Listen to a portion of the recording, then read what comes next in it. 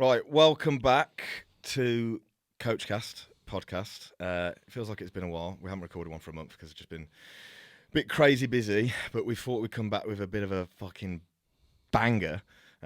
So we've got Josh Bridgman on today, episode 9, who, I've said this a lot in the past couple of weeks because I was at Fit Expo, but if you've been living under a rock, you won't know who Josh Bridgman is, but anyone in this industry knows Josh Bridgman 100%, so welcome to the podcast, bro. Thank you, man. Flew all the way back from Dubai just for this. Solely for this. Didn't have clients competing on the weekend. Nothing like that. Big congrats on that, by the way. Yeah, thank you so much. Bro, he looks fucking he's unreal. sick. He's got huge potential for the What's his name? Because I'm going to shout him out. Nick Fotheringham. Yes, Nick Fotheringham.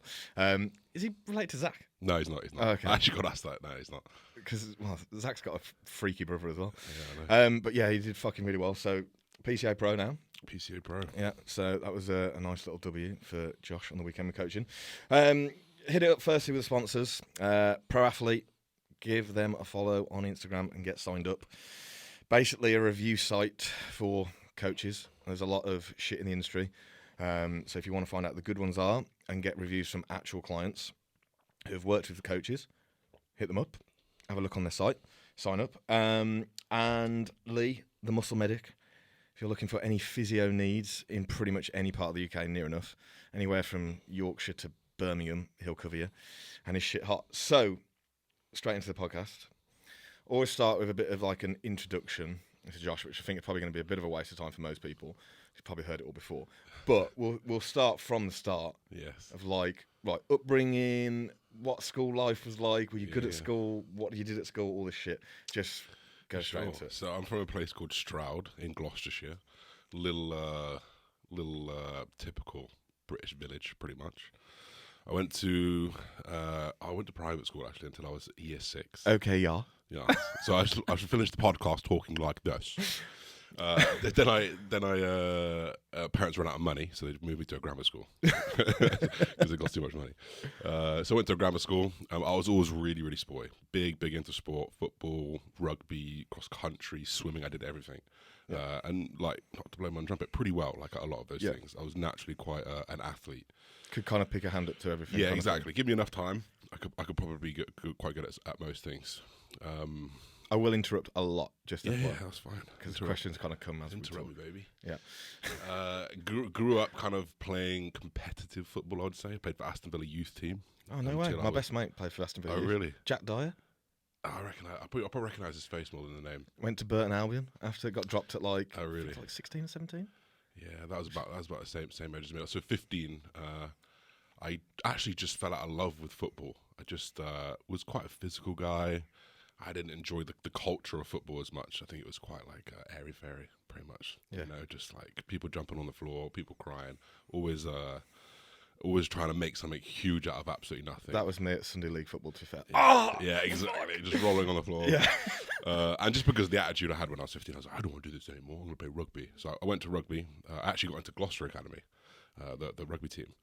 I then got kicked out of that club at 16, I believe, actually, because I wasn't progressing physically.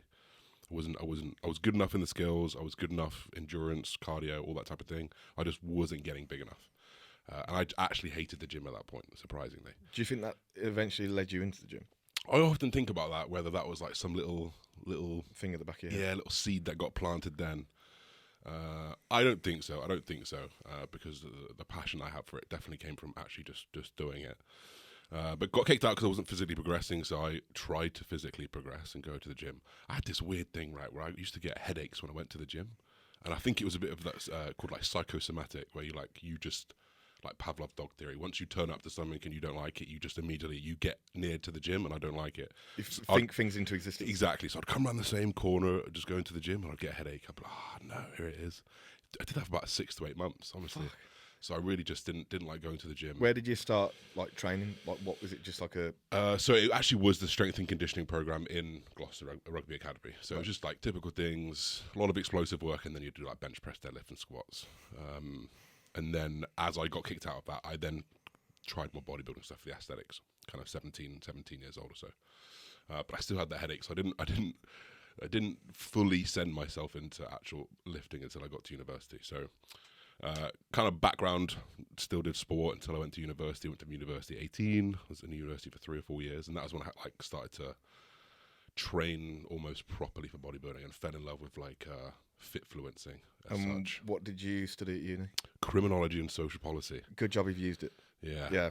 Had that career. I used the criminal part. Yeah. That's about it. So yeah, criminology and social policy. What made you want to do that? I wanted to go into the police actually. Same here. Because if you go in with a degree, you can fast track the beat. You're on beat on walking around the streets for I think you have to do 2 years minimum. If you went in with a degree, you could do 12 months. Yeah. I always wanted to be a traffic cop. Yeah? Or like I can see you just sassing around with some music in your earpods. Yeah. So that was the goal. Quickly realised that I wasn't going to fit in the police. Why do you think that is? Smoked a load of weed. Yeah. And I was just I don't want to give this up. Pretty much for a job. Brutal honesty, I love it. Yeah, pretty much. I think most people from Instagram probably could have guessed that was probably the reason. I think so. Yeah. It was ingrained into my roots by the time I left university, so I knew it wasn't going to be feasible. Did a lot of training in the background. I was plagued with social anxiety actually. So I felt myself I couldn't take myself to trials, which is crazy because I did Aston Villa youth team, Gloucester youth team, and as soon as I kind of went to a place which wasn't maybe my comfort zone, I just froze. I couldn't go to the trials. I couldn't even turn up to perform for the rugby team. Yeah, I was like that. Well, I still am a bit like that. Like in the gym, I'll talk to fucking everyone. Yeah, because that's my comfort zone. Yeah, or like if I'm in front of my laptop, I'm fucking on it because that's my comfort zone. Yeah, for sure. If you put me somewhere where I'm not used to, I'm like, oh fuck. Yeah. What the fuck do I do? I've still got that now. Yeah, I felt like that for years, just in everything. Like, just completely ripped myself out of my comfort zone where I'd been around my mum all my life, in a little small town, everyone knew everyone. And then I got dropped into, I went to Loughborough University, so Loughborough University is quite a melting pot of culture. A lot of athletes go there from different countries because it's so good, rather than just your typical university that maybe just attracted the local people. There was so many different cultures, different people from different mindsets, different backgrounds, different wealth levels, and I just kind of got dropped in it, and I was like, I'm very intimidated right now. So I really struggled to do anything. Go out, I couldn't even go out. I just met the guys in my block, and they were like my safety net. Do you think you still have an element of that now? Yeah, 100%. I definitely try and I'm very conscious I have that, so I try and exercise not being like that. Yeah, like I hate public speaking. Yeah, but I also say yes to every public speaking. That's why you got to do it. Yeah, you got to push that boundary. I got on a Sunday and I'm fucking shit myself. Otherwise, you're never going to get better at it. Exactly. And I think I only really became conscious of being able to fix those types of things the last few years, really. So yes, loads of social anxiety. I didn't go to lectures. I literally did not go to lectures. I probably went to less than 10 in 3 years. And then you think, when you get in a rhythm of not going, it's easier to not go than to go. Yeah, I think I turn up. My thing was like that everyone's going to judge me for turning up after not turning up, and no one gives a shit, obviously. But then I'd turn up to the exams. I actually missed some of the exams because I was like, these guys are going to go, who's this guy sitting down next to us? And it was this kind of thing that got into my head. Yeah. And once it's in the head, just gets very difficult to go. Yeah, worse and worse and worse. So I didn't really get out of that for a very long time. But in that meantime, kind of continued with the gym, continued with progressing. I think just naturally, genetically got given a little bit of a card where I just looked pretty good, and people would kind of like turn their heads at me a few times. Did you have Instagram at this point? I didn't have Instagram at the time. Or maybe I had it, I didn't use it. Yeah. Okay. And then just one day, these flyers turned up in the gym as you walked in, Mr. University, 2014 or 13, Mr. University. And I'd already was very well versed in bodybuilding at that point. I say very well. I was versed in bodybuilding because I was following people like Christian Guzman, Matt August, Jeff Side, all the original kind of OGs. The OGs of like YouTube and that. And they were huge inspirations for me. I wanted to be them. I literally wanted to be them. Before I knew what bodybuilding was, I wanted to be a fitness influencer. So I really wanted to be a kind of fitness influencer. So I knew I needed to keep going to the gym. Why do you think you wanted to be a fitness influencer if you had a bit of anxiety? Yeah, maybe because of that. I was so like in awe of what these people could do, how much they inspired me, and obviously hundreds of thousands of other people. I kind of took a lot of value out of that and from those people and took it into my own life. I also think being behind the camera helped because it kind of just like took the people away. Yeah. And I'm still talking to like thousands of people. Well, maybe not initially, but 10, 20 people initially, then 100 people, then 1,000. but I found talking to the camera very easy versus like people. In fact, I'll talk about things, and this has been a problem, not problems, but issues or mild conversations in my relationships before, where I've had open conversation on my camera that I've not had in my relationship because I find it more comfortable, which is kind of strange, where I could like... Definitely on the same page. Yeah. Like public speak, like I'm probably going to speak to more people on my Instagram by talking to camera than I am at a public speaking event. Yeah. But Exactly. there's no one in front of me Yeah. physically, and that calms me down. I can just talk about whatever. Yeah, exactly. So those interpersonal walls were up quite a lot. And I feel like that was my outlet to be able to actually express a lot of me, was because I could do it through a camera and I could see what these guys are doing. So got hugely inspired by them, hugely inspired by their physiques. Then Mr. University came along. It was like 6 weeks away. I was like, yeah, I could try that. Went on a diet. Googled Rob Richards is one of my favourite influencers. I loved it. So I followed his. I literally just followed his diet, his exact diet, his exact peak week diet, his exact like 6 weeks out diet, 4 week out diet. Even though we're completely different people, didn't know any better at the time. Worked though. It worked. I mean, I got leaner. I actually placed second in that competition, but like it was more just meeting the people backstage and really feeling like a part of something that I hadn't felt a part of since I'd been at school and a rugby team or something like that. I think I'd been quietly searching for that, or maybe subconsciously searching for that. And when I got dropped into that backstage and talking to people that are into the same things and realised there's actually like training and bodybuilding and there's like a whole world that people are in. So I kind of got my first peek into it then, and then just competed the following year in the same competition. And then I was hooked from then. I was like 22, 23. Okay. Yeah. So did this kind of then lead on to social media? Yes. Because you wanted to be fitfluencer. Mm-hmm. If I recall correctly, you were working for Lululemon. Yes. At some point, man, that is... I've got a weird memory, but I remember the weirdest things about people. I don't know why I remember that, but I can remember you fucking hated it. Yeah, I did. And was that whilst you were in London? I was in London then, yes. So when did you move to London? I moved to London when I was 24, so I finished... So we're still on the same timeline. Yeah, exactly. So I finished university, went back home for about 6 months, just worked at a local gym, and then I just was under the allure that I had to be in London to make something happen for myself. So I like... Do you think it did? I mean, in hindsight, it knocked me into where I am today, so I try and live with no regrets. But it was a pretty rough time, to be honest. It was a pretty rough time. Like, I went from living in the comforts of my own home, not having to worry about a paycheck, to earning maybe 1,200 quid a month. My rent was 850. Had to try bodybuild. Had to try and actually do something outside of that. Had a girlfriend. Had to go and visit in Birmingham every other week. And like life was pretty tough. Lived in like Bethnal Green, the most horrible. I got attacked 3 times in that time. I was only there for 8 months. I saw someone jump off a building. Like it was really like actually one of the most mentally hardest times of my life. Top tip: don't move to Bethnal Green. Yeah, honestly, especially as a 6 foot white ginger man working at Lululemon, wearing Lululemon. Yeah. Like they thought he's got money. He's like, no, I got this 60% off. I didn't. I can't afford these clothes. So I worked at Lululemon, just kind of wishing my life away. And you do that on those shop floors. You just think about what you should be doing, what you could be doing. What were you thinking about when you were doing it?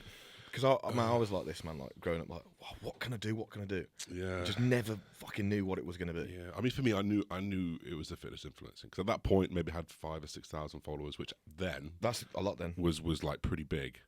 And had like maybe the same on YouTube. I was getting 1,000 views per video on YouTube, so I was absolutely just working hard when I got home after my 7.5-hour shifts. But I didn't really have the know-how to know that actually I needed to full send on it to make it work. I didn't really understand that's what happens. I thought I could just balance it until the point where, and I'm sure a lot of people do that, balance it until it became worth it for me to quit. But being in London, like I had the bar I had to earn, the money I had to earn, the lifestyle I had to live in on the social media side was it was just too high, and that's kind of where like online coaching came in. And it was that year I started to online coach. So how old were you then? I'll be 24. And how did you start that? What did you like think like I'm going to put this out there or what? Like how did it come about? Because that is there's no qualification you've got to go do. No, just put it in your bio. Yeah, exactly. Yeah, and then you're as qualified as the top guy. Yeah. Fell into it. My friend said, who was really, really genetically gifted at the time. He goes, "Can you coach me?" I'm like, "Yeah, sure, no worries." Did that. I saw how much he changed. I went, "I can do that for other people." Yeah. You know, and then just started talking about it a little bit. And funny enough, guys, that if you're looking to be a coach, when you talk about it more, Yeah, you might get more inquiries. exactly. It's weird.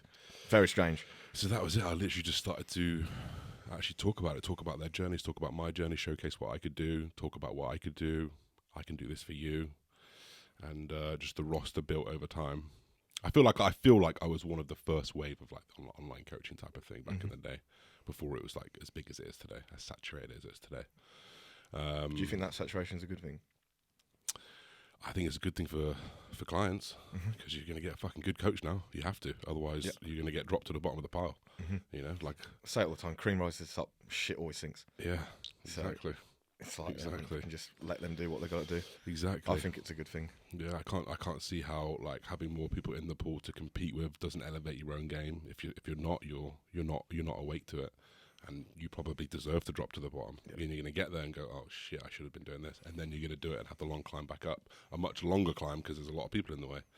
So if you'd got with the times when the times are moving, you'd probably be in a better place. Yeah. And do you think your own physique helped your online coaching? Yeah, I think. More than ever for sure. I think probably it was the main driver, if anything. Side note on that, do you know when you started gear? Mm-hmm. Do you think it went up another level? Yeah, 100%. Definitely went up another Let's be level. honest, you were a responder. You Let's know be what? honest. I don't think I No, was. no, fuck off, I don't bro. think I No, was. hold on. I've been hold here on. for 5 no, years no. now. I don't care, bro. There's levels of response. Yes, I there is wasn't the levels of lowest. response. I wasn't Not the lowest. not the lowest, but sometimes when you put up one of the natty pictures and it transitions into like front lat spread now, I'm like, what the fuck, bro? I was like, that hasn't happened to me. He's responded way better. I know what you mean. But I'm always comparing myself to the hyper responder. So Yeah. I don't feel like I respond that well. Yeah, it definitely helped. I think actually probably what helped more so than my physique was probably like I was the only person talking about the transition. Going from natural, openly talking about what I was taking, how I was going to do it. What made you want to put that out there? Do you think it was because, this is going to get me noticed? Or do you thought it was just a good thing to do? So it was definitely a combination of this is going to get me noticed, because one of the only people who was talking about it was TM Cycles Tom, and his videos talking about steroids were going crazy. Correct. And I'm very aware that social media is a business. I've got to put things out there that I have to click. So I was very aware that it would definitely help, but not that was a driver of any decision at all. It wasn't. It was more just like, this is a nice cherry to put on top. It was more so because this is what I needed. I needed to see someone who was doing that, and there was no one doing it. And I know that there was going to be hundreds, thousands of people that would want to see that journey happen. And if someone had laid out the foundations for you from natural to IFBB Pro one day, you know, that's like a blueprint that people could follow. And they're invested then. Exactly. So the story was really strong. Talking about a slightly, what's the right word? Taboo. Yeah, that's the one. Taboo topic.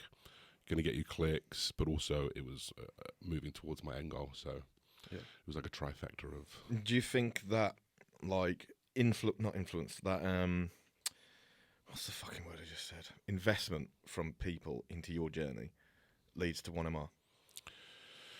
Yeah, I mean, I was very aware. Actually, I pride myself. I say this. I pride myself on being able to try and learn from other people's journeys. And one of the things that I noticed from all of those influencers that I used to follow when I was 20 until 25, the ones who stuck around were ones who built brands that weren't attached to themselves. Yeah, so Matt Ogus was Legends of Aesthetics. It dropped off when he did. You know, Chris Lovato, same thing. Jeff Side, other than just being a sick cunt, like he doesn't have a business for himself. He's just been paid a lot for his followers. Then I look at Guzman, and then there's Alpha Lead, there's Alpha Land, there's 3D Energy, and I think that's where my real inspiration came from. People like him, business moguls, people who didn't just develop their physique, but their brain as well and their business as well. So I was very aware, very early on, that I had to have something that attached to my name, or was built by my name, but I could detach from. Do you think the business mind that you've got now comes from anything else but that? I willed it into existence, if I'm honest. I willed my brain into this how it is now. I immersed myself in Gary Vee, in Tony Robbins. Like, I actively searched that content and just saturated my brain full of it and just tried to learn from those guys, because I just knew that was a life that I wanted to live. And I literally, before that, I call myself an NPC before that. I just was part of the game. and just reacted to whatever happened in front of me. Yeah. And then when I saw those guys, I realized you could be a main character, and you've gotta act like one. Yeah, You've got to make those decisions for yourself. So I really immersed myself in those guys and just tried to learn what people did wrong, what people did right, and how people are still around and how people are still in people's mouths. Staying relevant. Trying to coin that, exactly. Trying to stay relevant as possible, and that was a big thing. I've had that a lot recently. I must have had 10 plus messages from different people saying, "Man, I've seen you everywhere at the minute." What's the point? Yeah, I know, good. Yeah. I'm fucking glad you are. Yeah. Am I on your mind? Yeah. Yeah. Well, when you're thinking about, might need some coaching. Don't like this guy I'm currently working with. Exactly. Who they're going to think of? But that then it leads to I want a product because there's only one of me for coaching. Yeah, for sure. So, how long were you coaching before 1MR kind of like became not even just an idea, but like this is a thing now? Yeah. I'd say 4 years of coaching, probably. And then actually it just started off if I realized that my clients maybe wanted to represent me. Yeah. So I made some JBF Brigade. That's the kind of the coaching name. Still remember hoodies and Expenditure Gang was on the back of it. I used to do these Q&As walking around doing my expenditure for the day, and I would call it Expenditure Gang #. It's like Swench had a cardio gang. Exactly. So it kind of caught on. So I did these hoodies. I did like 2 restocks of them, 50 sold. And then there was just that little thing in me that says, if you got your name to it, as in Josh Bridgman, it's linked forever. So if I die, not like that, I mean die off social media, if I fall off the planet, if I get cancelled, if I do something like that, not that was ever in the plan, or just give me the ability to go, I can take a breath now without having my income come down, I realised I had to coin it something else, which is where 1MR came in. It was something that me and my friends used to say to each other when I was going through my biggest anxiety phases. One of my best friends was just, it's just one more rep, bro. It's like in the gym, just stand up the next day. And I was like, yeah, nice. And that just popped into my head. And then that kind of coined. And that was probably 3 years ago, where that became 1MR officially. So it's only 3 years? Yeah. Fuck. Yeah, and that first year of business was very like, we just did hoodies. So we didn't even have accessories. Like I didn't even come up with that part in it. So this would be two. So hold on, let me rewind a little bit. So I'm getting far too ahead. I was excited to get to the 1MR bit. So Lululemon, done. Yeah. Probably started to get enough clients to kind of just live off that. Exactly. Yeah. Stayed in London? Moved back home. Yeah, because of the pricing, because I literally just got attacked too much, like physically as in robbed. Like it wasn't just like they were awful, and I was just like, that was on my way to work, so I had to go through the same road every day that I'd got attacked on twice. Another one was just down by where I lived, and just living with low level anxiety all day every day, it's draining. So Mumsy came true. She said I'll pay the next 2 months because I had an 8-month contract break I could take. As I was at month 6, I was like, Mum, I'm done. I need to go. This is killing me. She paid my next 2 months rent, and I could come back home to my mum. And that's where I kind of built myself from there. Sick. So online coaching took off. Yeah. Kind of live off that then. Yep. And it was I can't believe it, mate, because I quit my job 3 years ago in 2 months. Yeah. Which feels like 20 years ago. Yeah.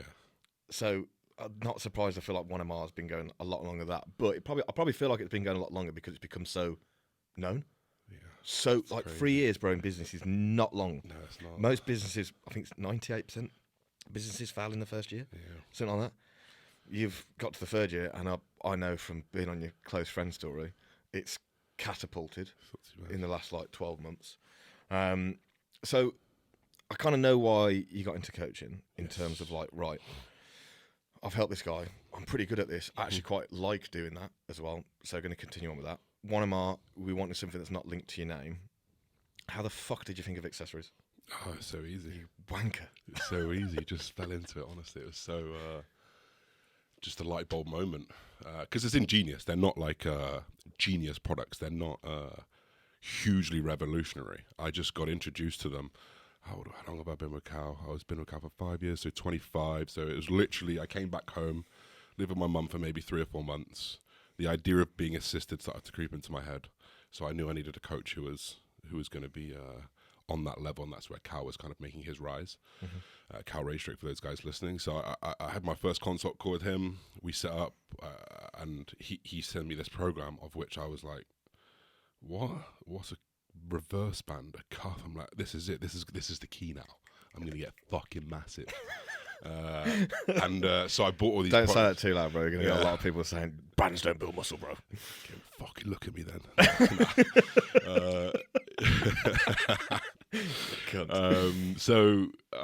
I bought all these things. Bought the daisy chain from Amazon. I bought the cuff from Amazon, which was those aero slings. Aero slings were the best ones, which are £25 per Per single. sling, yeah.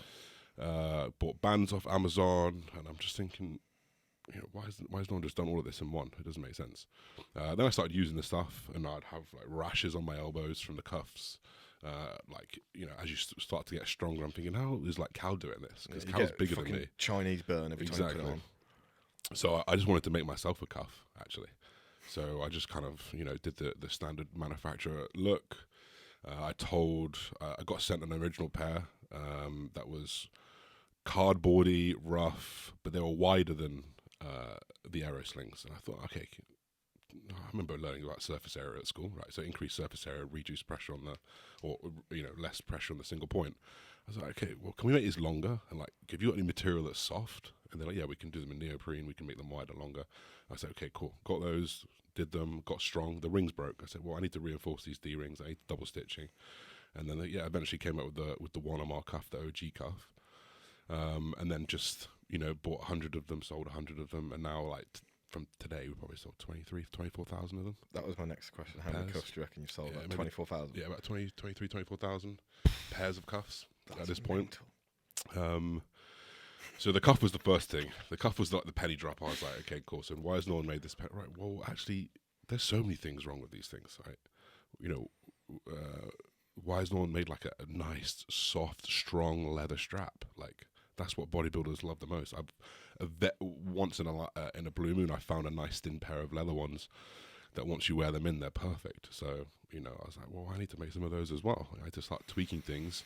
And at that time, were you building like a better relationship with the manufacturer at the time? Exactly. Though actually, a lot of the products are from different manufacturers, but yeah, better. You'd get better prices the more you buy. So instead of buying 100 cuffs, I'd be buying 5,000. When you first put in like a big order of cuffs, yes. like let's say 5,000. Yes. How much shit came out your ass? All of it. I was shredded the next day. Completed the shit. Yeah. Because the way I built 1MR was, and obviously coaching is profitable, because you don't have many expenses. So I had like money in the bank. I was like, I need to do something. So I moved £5,000 as a loan into 1MR account. I drained 5,000. I got back 8. I drained 8. I built it. So just constant reinvestment. Constant, yeah. And I never took a penny from that. In fact, my first penny I took was 6 weeks ago. I remember you saying that for a long, long time. So I never ever have taken a penny from that. I just use coaching as my money. And just, you'd be surprised how much we spend on actually just like bad samples, trying to get the product perfect.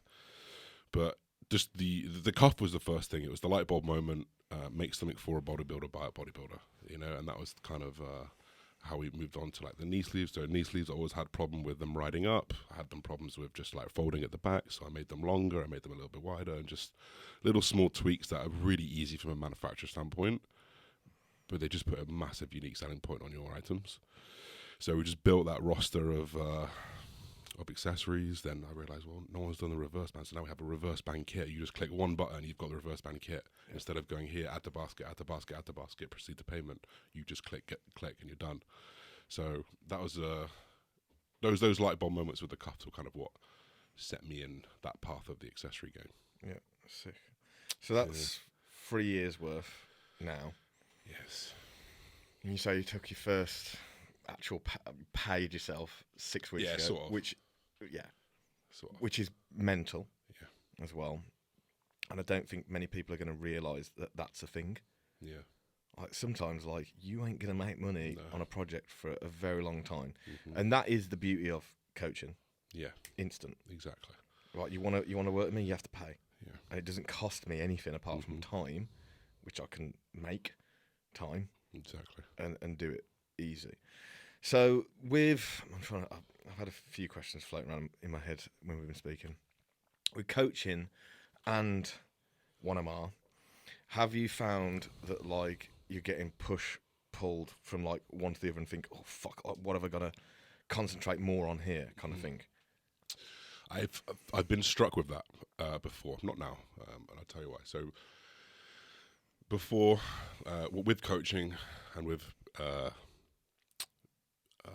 people who are hungry for success, being myself, people who want to constantly improve, who have this thing in them that makes them want to progress always. Yeah, you can go and earn £100,000 a year, and it's not enough very quickly, right? So you want to kind of keep expanding. So that was kind of where I felt the pressure to keep expanding the coaching, which probably in hindsight might not have been the best decision for myself at the time. But I've got to learn those lessons through doing it. So I did the I guess typical now, maybe not as typical back a couple of years ago when we did it. Brought on another coach under the brand, try and align all your branding, try and give that coach as much as you can. Shout out Ethan. Yeah, Harris. Ethan. Yeah, I Ethan. now Harris. coach him. Have done For sure. I can't remember now, but seen him on Saturday. Great guy. Yeah, he is, and he kind of fit in really nicely. We fell into that role really, really nicely, and I realised the cap is how many people I can coach, and that kind of became very, very clear. Then as 1MR came on, just noticed that the attention I would give myself and my clients is fine, because I've got a limit on who I coach, so I've got my time per day, but then my investment into him started to dwindle and started to reduce a little bit, and then obviously that kind of comes into him wanting to progress, him being one of the people that I'm talking about, wanting to progress, wanting to earn more, wanting to do more. Like, I was very aware that in order for him to do that, he could quite easily go, I'm going to go on my own, take all the clients and earn 40% more, whatever the cut was at the time. So, I started to lose that balance a little bit, and obviously that's exactly what happened. Like, he's like, I'm a hungry guy, I need to go spread my, and I always made it very clear to him, when you want to spread your wings, go spread your wings. So, he went and did that, and that for me was an opportunity to take a bit of time for myself to reflect back on what I really wanted and where I wanted my future to go. And my heart isn't in building a coaching brand. It's not. Like, I don't have that in me. I love my clients. I love coaching who I can coach. I love putting my time into those people, and will always have time for X amount of people. But I don't have that thing in me that wants to build a worldwide recognized coaching brand, because I think there's just people that are building that brand better than me, and like I don't have the. I think it takes a lot as a person to be able to actually admit that as well. It does. Well, maybe. What do you think? Where do you think that's come from? Like, being able to like recognise, you know what? Because I'm very much like, if I'm going to do something, I've got to be the best at it. Yeah. But that's with everything. Yeah. If I enjoy doing something, I just have to go full send. Yeah. Got to go mental with it. For sure. And I couldn't ever say, oh, well, nah, I don't think that's for me. Yeah. Do you know what I mean? I find that really difficult, because Yeah. I'm like, if I think it's not for me, I'm going to find a way that it is for me. Yeah. Do you know what I mean? Yeah, I do. I think if I didn't have something else that I felt like that about, True. the transition would have been a lot harder, and I probably would have clung to it a lot longer. But because 1MR was on paper making much more than what I was doing with coaching, I knew that my future project would be that. So for me, actually, was a blessing in disguise. Maybe I didn't feel like that at the time when Ethan left. I felt a bit like, okay, what have I done wrong? And you feel, I don't want to say personally attacked, but Ethan, nah, joking. You just feel like, okay, you feel some flaws have been exposed. And it's not necessarily a nice feeling, but exposed they were, and deal with them I had to. And yeah, I definitely. I do feel like there's been a bit of a rebound of your coaching since that, though. Yeah, for sure. And that's because you probably took action to something. Exactly. I definitely saw a few holes in the way I was conducting myself with just having that second coach. That made me realize that my passion was just in my own coaching, and just building that, and where I'd spread myself thin with 1MR. I've got some other businesses that I'm trying to work on as well. Trying to coach Ethan or educate Ethan, as well as manage our brand together, as well as try and keep him interested and think of the next thing. Like, I was just spreading myself too thin, and maybe everything took a little bit of a hit. And I just started to notice those things creep in, and him.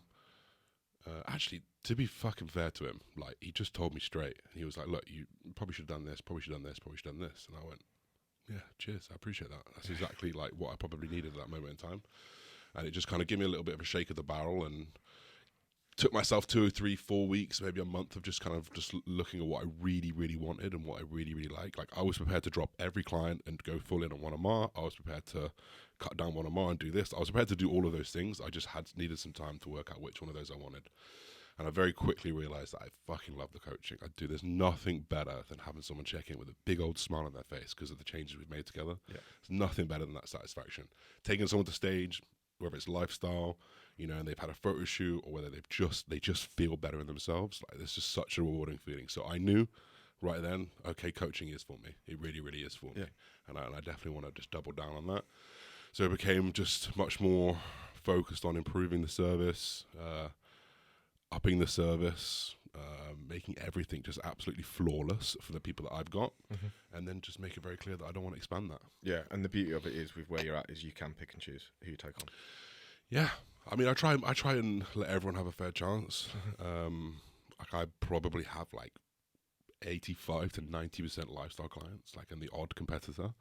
And I prefer that. I do prefer that, and I often feel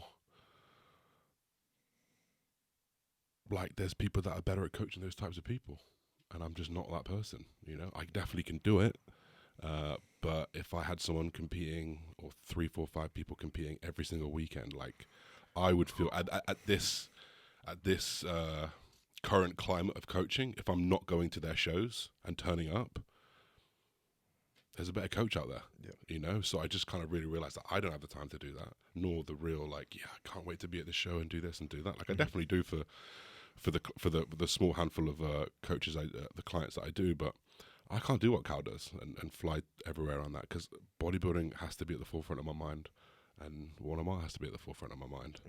So I very quickly realized that actually my niche, or my particular clientele, is much more in the lifestyle or aspiring physique competitors. Like, I can take you really, really close to that period, and then just generally those people go, you know what, like, I'm gonna go grab the next tier up of coach, as such.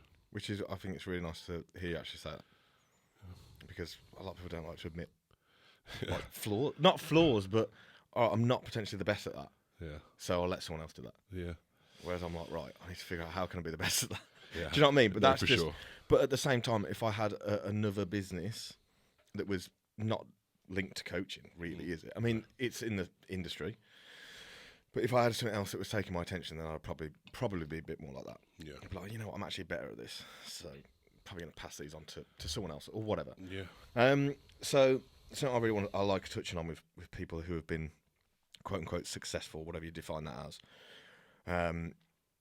Your whole journey has been documented pretty much from the start, right? Which is pretty fucking sick. Like, I wish I'd documented more when I was younger, but I didn't have a fucking clue.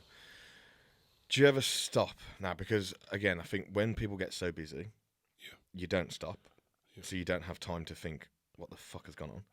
Like, I'm awful for that, because I'm constantly thinking, what's next? Whereas don't stop and appreciate what I've got now. Do you think, like, what the fuck has happened? Do you ever stop and be like, what the hell? I think you have to have those moments in order to keep you grounded. I think when, I hate saying this word, but like when you get a little bit of like fame, or just like that acute bodybuilding fame. You can say that. You can say that. It feels weird to say that shit.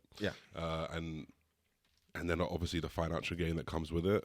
And I think that it's very easy to just float into the fucking clouds and just like have the biggest nuts between your legs and think everyone can see them. I'm the fucking dad. Yes. I think it's very easy to do that. I've probably slipped there before. I would like to say I'm not going to slip there again. And I just think those moments of like, what the fuck is going on here? What have you done? What have you done to deserve this?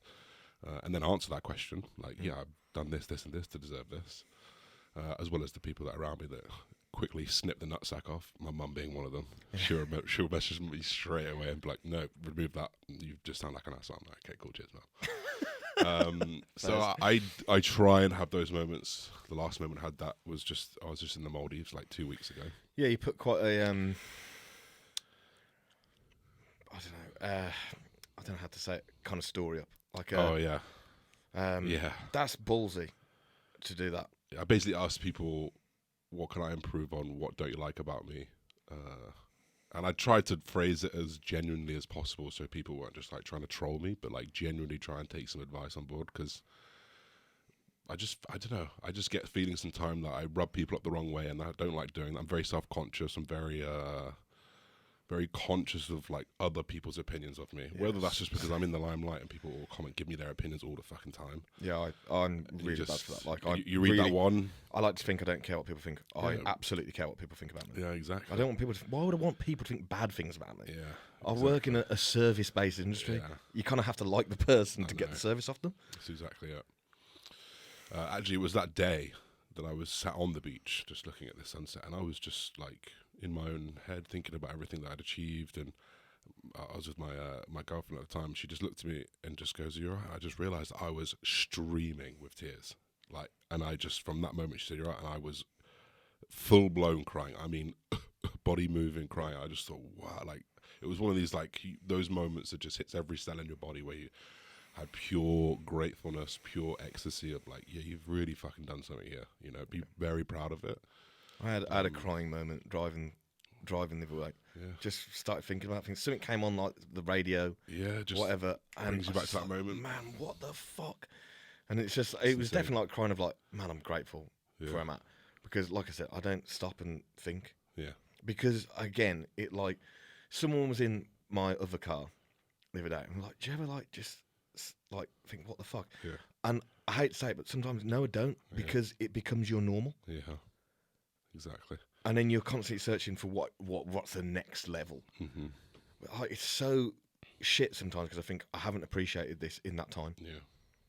Which is wank. Yeah, no, I agree. And sometimes I feel like guilty for feeling bad. Like, yeah. I feel like I'm having a shit day. I'm in a bad mood. I feel like everything's against me. I've just had to pay this stupid tax bill. I was like, yeah, but you think about why you got to pay that tax bill, you know? Yeah. And I feel guilty for those little thoughts. So there's definitely something that I've tried to work on. Actually, in therapy, pretty much I do every week. So it's something that I work on in the background. Is you got to appreciate the way I've been phrasing it is like, I've been given this opportunity right now. Like, I would be remiss to not enjoy every fucking moment for everyone who's not going to get this opportunity, you know? I'm in that 0.001% of who's going to live the life that I'm going to live. Like, don't be a miserable cunt about it. Like, just try and... that doesn't mean I'm not going to be miserable sometimes. Doesn't mean I'm not going to be sad. I'm going to cry. I'm going to feel like I'm going to feel like the world's against me. Of course I am. But I'm just trying to rephrase how I look at it as often as possible. Yes. It's like when I get mad anxiety about something, I'm like, what's the reason? Like, instead of being like, fuck, I feel really anxious. It's like, why am I feeling like this now? Yeah. Oh, it's because I've got this coming up. Well, that's actually a really good opportunity. So let's just kind of just get through today. You're probably going to feel a little bit shit. That's okay. You know what I mean? I was like, I had proper anxiety belly on the way here because I haven't done a podcast for 4 weeks and I'm not in the swing of it. I've also got a guest that's well known. I want it to go well, that sort of thing. So it's like, right, well, I've managed to get someone on the podcast that I want on the podcast and they've willingly come here. That's a good thing. Yeah, exactly. Do you know what I mean? Instead of just thinking like, if you're constantly negative about everything, it'll be negative. 100%. If you're positive about everything, probably going to be a bit more positive. Exactly. Right. Okay. Breathe. Jesus, that was long on that. So, as you know, we go into some questions from Instagram. Now, Josh gets the award for the weirdest ones, which I'm not surprised about, to be honest. But we've been through ones that we can talk about and ones that I don't want to fucking ask anyway. But we kind of, because we've been like 40 minutes on that, to be fair. We'll do it a bit more quickfire. No problem. Okay. At what age will you retire from physique sports and what's the plan after? That's from CJ Summers Training. Moving goalpost, but my current goalpost is 5 more years, and I'm of bodybuilding. And I would say that I would have achieved what I've set out to achieve. And if I haven't, unless I get extremely close, that goalpost will move a year. But if I haven't, then I'm not good enough. Okay. Yeah. So what's the plan after? CrossFit. Nah, I don't know. I'll just actually try to be healthy. Yeah. I'll just do, I don't know, some cardio, some flexibility, and some weight training. Yeah, cool. I sent you this one because we want to hook it up anyway. Paige said, smoke up together. Yeah, we're already high. You just don't know it. Yeah, baked right now. No, we should do that one time. Me and George were going to do it at Fit Expo. Oh, yeah? Yeah, well, the night off. No, the night off. Yeah, let's do it. But when you're ready. It's been and gone, man. I'll get my lungs ready. Fuck it, I need to get more than my lungs ready for that. Right, this one's from the Muscle Medic UK, who is sponsored the podcast. Shout out. This is to you. Trapped on a desert island with Christian, would you be giving or receiving? What are we giving each other and receiving? Water? Yeah, we'll say with water. No, come on, it's answer. Come on. I would say... I'd probably... I like there's a lot of thought going into this. I'd like to... I'm a people person. I'll receive. I'll receive. What a generous guy. Thanks, bro, for giving me the opportunity. That's right. Jesus Christ. Mr. Off, what is the most annoying question you get asked regularly? Oh, my God. Where did you get the cuffs from? Yeah. No, no one asked me anymore. Thank God for that. Most annoying question. The usual, like, what's your cycle, bro? It's pretty frustrating. More recently, are you traveling alone, bro? That's probably the most annoying question. Where's the missus, bro? Yeah, it's like, I've not answered it for the last 8 times you've messaged it, so take a fucking hint. Yeah. Love that. And leading on to that, Yeah. so we spoke about this before. We weren't going to answer it, but I changed my mind. Josh changed his mind. So, what lessons have you taken into your current relationship since getting back together? So, just for the record, like, it was never like a clean break. It was things just changed. And the reason why I don't really talk about this and the lessons that I've taken is it's no one's fucking business. Like, it's really, really not your business. And I put a lot of my life, and have done for a long period of time, to the public, of which really, really, really minimum amounts has been my relationship. So I just think I really owe you minimal amounts of answers. We've had issues in the past where I've had stalkers. Like, I've had people message me about what my girlfriend's wearing, where she is, at the time that she's there, and just like really, really, really intense scenarios where we've had to call police, where we've had to move house. There's a reason why we actually left London was because someone was describing what I was wearing when I was walking around, but just along with really, really sexual comments, which I'm all for a sexual comment, but like not when it's like I'm looking at you and I'm thinking about what you're wearing and I can describing what you're wearing because they're in the window somewhere.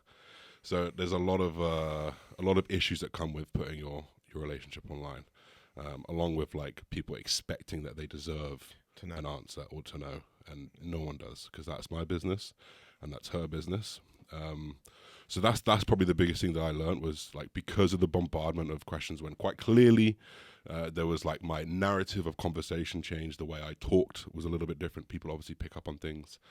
The bombardment and the intensity of questions around it made me realize this is not something that I want to come out again. And I don't really, regardless of what it is, whether we're incredible, we were in the Maldives together, chilling, had a great time every day. At no point did I feel the need to let everyone know that I was with someone. It's very clear that you don't go to the Maldives on your own. I mean, maybe you do. Yeah. If you do, respect. But, you know, it's one of those things that I learned the hard way. Like, it put a lot of pressure on us. Like, you know, when I'd be going through my questions, I'd be like, I've got another question about this, another question. She's just, you know, like, this is pretty relentless. She's not on social media. She doesn't enjoy social media. She just watches mine and the people that are in the industry. So for her to receive like things on her social media, which is hard to find as it is, like, it's pretty intense. Like, she's not built or equipped or skilled or been subject to the barragement that I've been with. Like, someone can call me everything under the sun, dissect my whole life and call me this, and I'm used to it because people do it every single day, all day.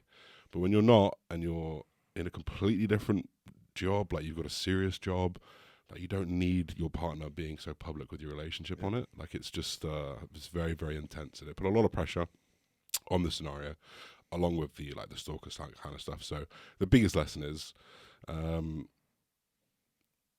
keep what you want to be precious to you close, and don't feel like you have to fall to the pressure of social media to give that out. Yeah, I think, and if you are one of those people who wants to give it out, that's cool. Yeah, do your thing. Do your thing as well. Yeah, definitely learned that in previous relationship. Put far too much of it online, and then when shit hits the fan, everyone wants to know because they feel like they're invested in it, they're part of it, or something fucking weird. Yeah. I really regret it, and from now it's like my private life in terms of females, it stays private. Yeah, because it isn't anyone's business. Exactly.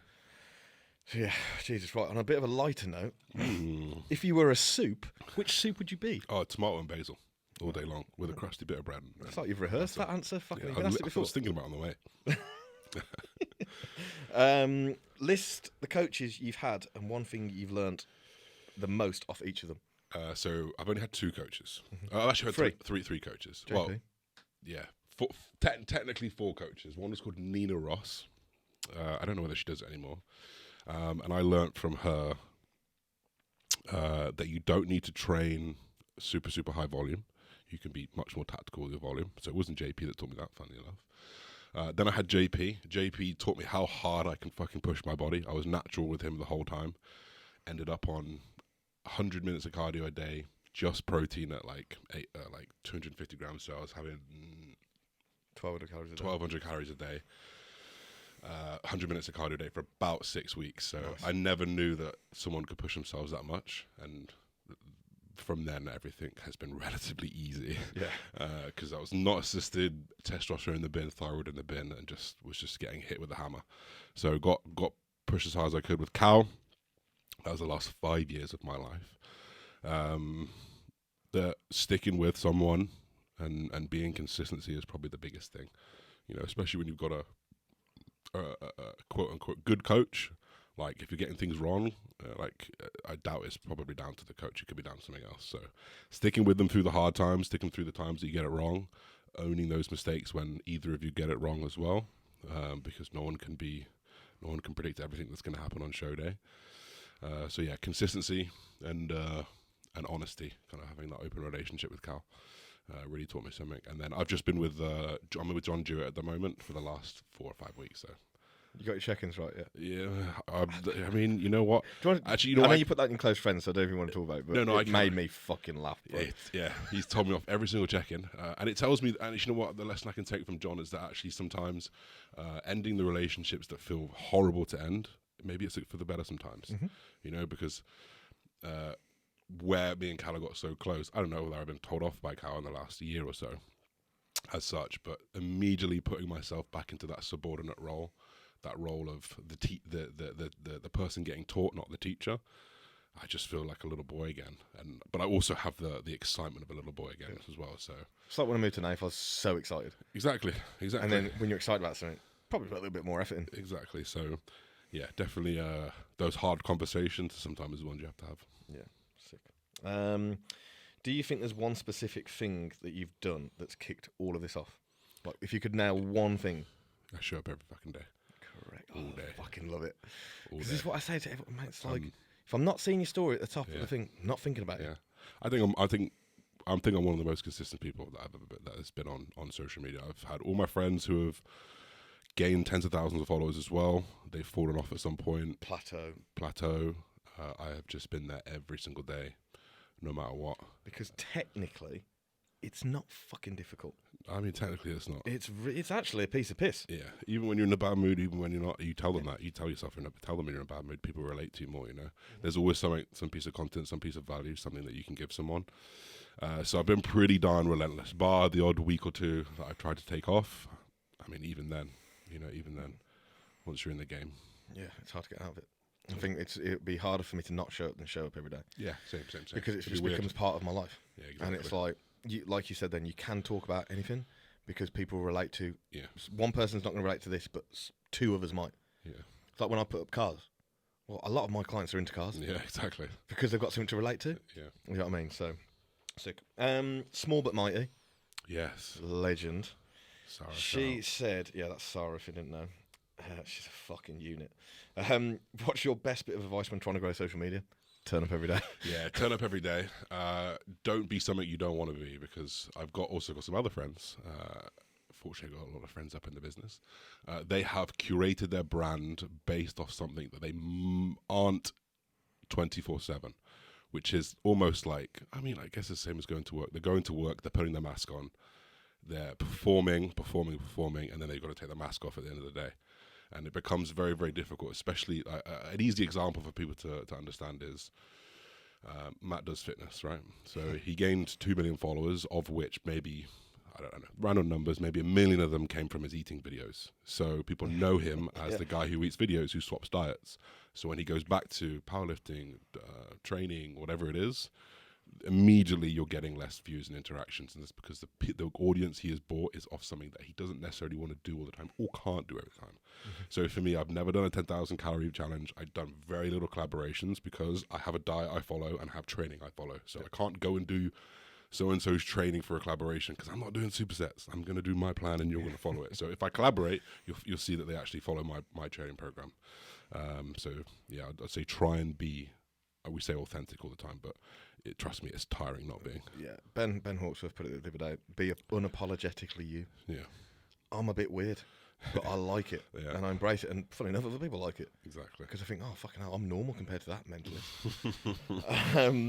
Right, next question. Now, I hate these questions, but I've already asked it to Josh, because I just think it's fucking nosy. So I'm not going to call your name, but you know who you are. How much does Insight pay you? And he's put a skull emoji. I don't know what that's skull emoji, because it's the death of question. People hate talking about money. Yeah, I think one of the things that I actually like is hearing about people talk about money, because it's the only way you can learn about it. You know. Yes, but do you also think that is because you have money? I learned about it when I didn't have money. Okay. In order to get money, you got to learn how to get it, and you got to understand what's possible sometimes. That's why kind of sometimes the grey area of earning a lot of money or going on nice holidays, it does irk me a little bit, because I'm like, and that's kind of one of the questions, like people say, you're just showing off, you're at a place that I can't reach. Well, you wouldn't know you could reach it unless there was someone here who'd been where you are. So for me, yeah, I do still tread carefully about talking about money, which is why everyone's got private stories. Because usually the people I put on my private stories are the ones I know are going to either support it, or like they've got it themselves, or be motivated by it. Or be motivated by it. Every time you put it, I'm like, fuck, yes, let's go. So, so for Insight, I have a contract with, I don't know how much I'm going to talk about contracts, so I'll go a little bit carefully, but I get a salary. The salary isn't crazy, it's maybe 300 or 400 quid, and then I'll get 10% of my sales. But the sales are pretty good, so I've had my best month, I've had about $4,000 like per month for like 3 or 4 months in a row. So that would be for them, I'll be turning over like 45 to 50,000 pounds per month for Insight. Strom, are you listening, bro? Fucking sort me out, bro. Yeah, but more recently, that's actually just dropped because of the climate. Yep. Whether or not that be COVID, whether or not be just the crisis at the moment, cost of living crisis. So now I roughly get between £2,000 and £2,500 a month. Sweet. Yeah. Lovely. Now, the next guy, I am going to shout you out because you're fucking weird, bruv. Ish.reps, mate, there's something fucking wrong with you. There is something wrong with you. We're not going to get the answers, but how much fitness poon has Josh slayed in his day? Tips on improving the penile gains. Has he ever slipped a finger in whilst choking the anabolic chicken? Yeah. Yes to all three. Yeah. I have not been through the fitness industry at all. I don't think I've slept with anyone in the fitness industry. Respect. So there you go. We did talk about one. I am going to ask him his because I thought it was funny. Threesome with a hot girl. Which member of Off the Cusp pod are you choosing? I think if I could take them both at peak physique, I'd pick Bridgman, because it would be like a 115 kilo mammoth with another 115 kilo mammoth, and this poor, unsuspecting third, whoever they may be, whoever chooses it. Wow, man, I feel sorry for her. She can have a great night or an awful one. Jesus. There you go, Ish Reps, you fucking weirdo. Lactic Addict Luke, how good was the first joint after landing in the UK? Yeah, it was good. Took it was his good. head off. Yeah, it did. It taped him up. You know what? I was a little bit anxious about it. Just to go a little bit deeper, I've smoked all day, every day for the last 10 years. Been a chronic smoker. So I recently took like 6 weeks off just because I was in Dubai. You can get it there, but I don't want my fingers chopped off. So in being there, I kind of like had a lot of clarity, a lot more. I call it like cognitive endurance. I definitely don't like cognitive decline when I smoke, but I have a lot less cognitive endurance. I was afraid to lose that, so I had a little bit of anxiety actually smoking it. But I'm just gonna try and bring it back and find a balance. But yeah, it was good. I was off to the moon. Love it. This one's from Leo Mastro. Great name. Odds on getting yourself and Josh down to shreds? Up to shreds. Same thing. I probably won't be there for a while. So never, bro. Basically. We've always said we'll get a session in one time. I'll follow your plan. Don't worry. Yeah, we'll collab. I'm going to do one more from Ed. It came in late this morning. How to stop being so agreeable, e.g. in job, not asking for a pay rise. Outside of that, like, nice guy. So the job thing, I'll touch on that a little bit. Bro, firstly, to sack someone in the UK is a very difficult thing to do. So you don't ask, you don't get. And I've found that most people, when they ask, like, you know, actually, you probably are due a bit of a review.